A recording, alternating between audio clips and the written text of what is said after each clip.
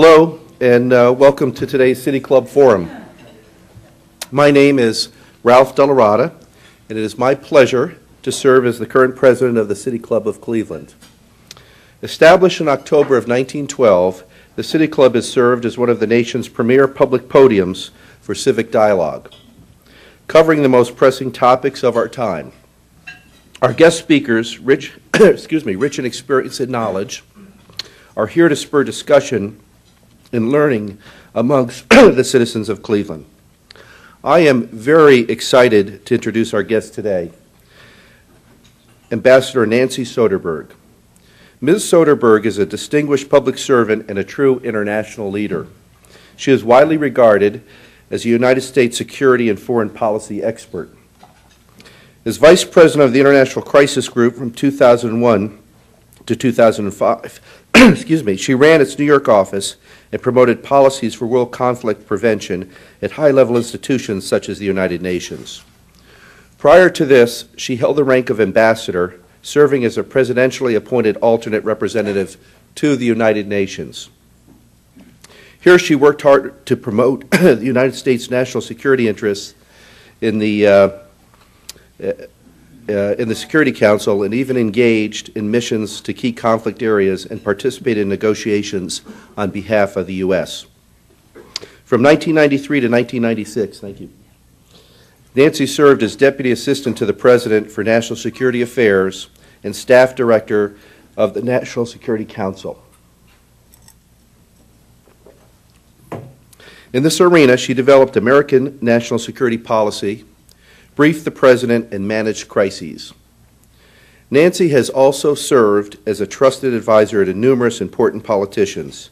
In 1992 and 1988, she respectively served as Foreign Policy Director to the Clinton-Gore and Dukakis-Benson presidential campaigns, while from 1985 to 1992, she advised Senator Edward M. Kennedy on foreign policy issues. Unless you live under a rock, it would be nearly impossible to have missed one of Nancy's numerous appearances on various forms of media. She has been a commentator on NBC, ABC, CBS, CNN, the BBC, Fox News, NPR, the Lehrer News Hour, The Al Franken Show, CNN Crossfire, and most reputably, The Daily Show. You might have read her articles in the New York Times, Financial Times, Washington Post, or many other publications. Most recently, Ambassador Soderberg has published her second book entitled The Prosperity Agenda: What the World Wants from America and What We Need in Return. Soderberg emphasizes the need for a benevolent United States that would promote health and prosperity in troubled nations. A more humanitarian America would be the best path for lasting peace. Ambassador Soderberg received her Bachelor of Arts in 1980 from Vanderbilt University and a Master's of Science degree from Georgetown University's School of Foreign Service.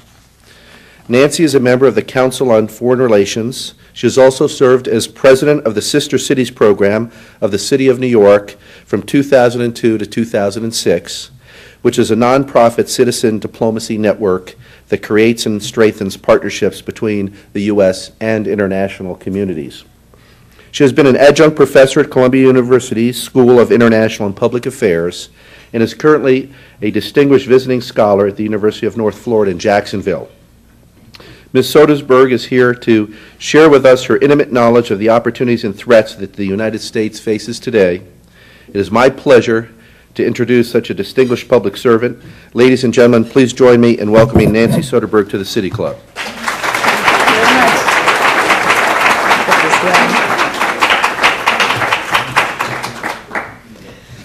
Well, good afternoon, everyone. Thank you for coming. And I want to particularly thank Ralph and David for that wonderful introduction, but most of all, the warm welcome here today to Cleveland.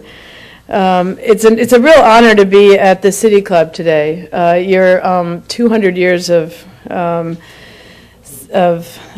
more than 200 years old is the city of Cleveland, and this club is almost 100 years old. And I think it reflects the fact that Clevelanders understand the need to be engaged, and it's just a real pleasure to be among such a informed citizenship and a group of informed and concerned citizens. It's also a good excuse. I've never seen the Rock and Roll Hall of Fame, so that was the real enticement. I want to also recognize two co-chairs of the National Security Network, which some of you may not have heard of before, but it's an organization that is a group of concerned internationalists around the country, and Roberta Waxman-Lentz and Michael Goldberg here at the table in front co-chair the one here in Cleveland. I chair the one in Florida, and what we try and do is bring speakers around the country to try and have a real debate on America's foreign policy. So thank you for that. I also want to pay tribute to Jim Foster, the executive director of the City Club, for making today possible. So thank you so much. Like my own state of Florida, Ohio is really central to this presidential election. It always comes down to who won Florida and who won Ohio.